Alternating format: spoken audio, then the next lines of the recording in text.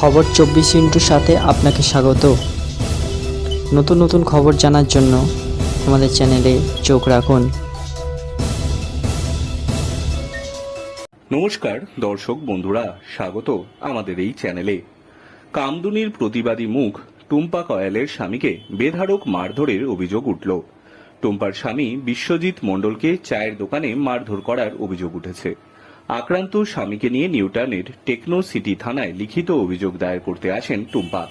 তার অভিযোগের আঙুল তৃণমূলের দিকে, যদিও এই নিয়ে তৃণমূল কোনো প্রতিক্রিয়া এখনো দেয়নি। টুম্পা কয়াল জানান, কাজ থেকে ফিরে তার স্বামী চায়ের দোকানে এসে বসেছিলেন।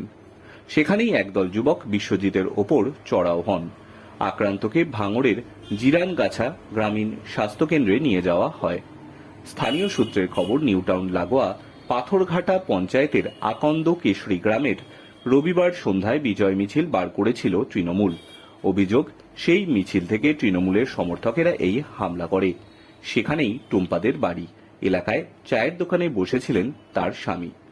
টুম্পা কয়াল বলেন, ওকে কয়েকজন ঘিরে ধরে, ওকে বলতে থাকে, বিজেপির হয়ে স্লিপ বিলি করেছিস, বিজেপির পতাকা নিয়েছিস বলে এলো পাথারি মারতে থাকে।